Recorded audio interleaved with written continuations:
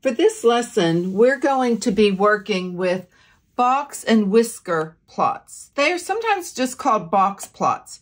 We're going to be dealing with the percentages of looking at this data.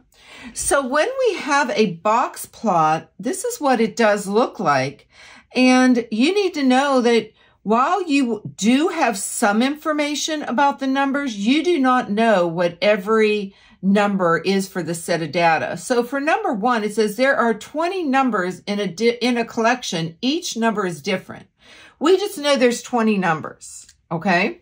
And so when I'm looking at this, what I want you to realize, and the fact that you need to remember, is from the smallest point to the first quartile, that's what this line is, that represents 25% of the data, of the numbers that you have. From 7 to 18, that represents another 25%. And from 18 to 29, again, here we go, it's another 25%. And then the last part of this, from your third quartile to your highest number, again, it is 25%. So box and whisker plots are broken up into 4 25% information. You don't know actual numbers. You just know about what percentages the numbers would fall into. So let's look at number one, letter A. It says, what percent of numbers are less than 29? Well, here's 29. So less than 29 would be 25%, 25, and 25%. So we know that totals to 75%. So 75% of the numbers are less than 29. It says, what percent of the numbers are greater than 29? Well, here we are. So between 29 and 40, we only have 25% of the numbers. What percent of the numbers are between 18 and 40?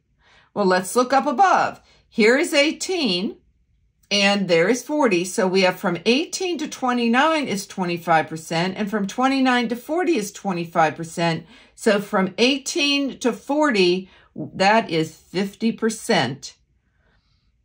Whoops, I wrote it in the wrong place. 50% of the numbers. Okay, what percent of the numbers are less than 18? Well, here's 18. And again, we're looking at this. Less than 18 would be 25 and another 25. So that is our 50% also. Let's look at the second box plots that we have. And there's actually two of them here. And notice each one of these, they give you the number line, and the number line is counting off by tens. And it says the box plots below show the age distribution in Utah and Florida. So when we're looking at this, we're going to go ahead and we're going to, try to decide, like the first question says, which box plot is Florida?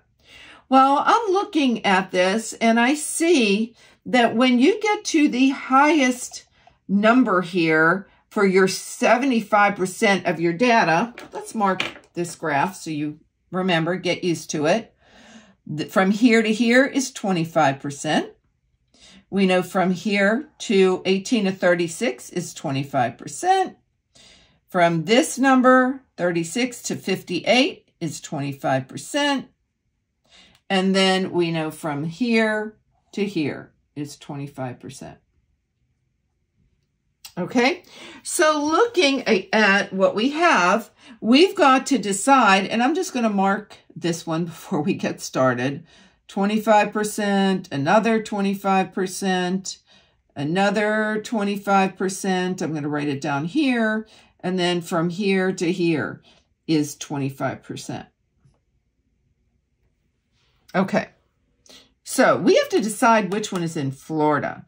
Well, what some of you might not know, a lot of people come to Florida and they kind of retire in the state of Florida because we have wonderful weather here, because I'm actually living in Florida. And we are looking at this graph. Well, 75% of the people here are up to age 58, but 75% of the people here are age 45. So when we're looking at this and thinking about how people come when they're older and they want to retire to a nice warm place, we then would say that this graph number 1 would represent Florida. What's age represents 50% for each state. So looking at number 1, remember, we said that this guy was Florida, so this must be Utah. So it says which age is 50% for each state? Well, for Florida, you can see the 36 represents the 50%, age 36. But for Utah, notice 50% is down at 25. All right, for box plot number 1, what percent is less than 18 years old? So box plot 1, what percent is less than 18 years old? It would be our 25%. And for box plot number 2, what percent is greater than 45 years old? So let's go to the 45 and notice we have 25% is greater than 45 years old. Again, just remember, box plots, they're broken up into 4 equal pieces. The lowest number, the highest number gives you your endpoints, and then these, if you're remembering about box plot, they're called your quartiles. This is the median of the data. This is the median of the lower part of the data, and this is the median of the upper part of the data. If this video was helpful to you today, please add a like, comment, and most importantly, subscribe for more Math with Marcia. See you again soon.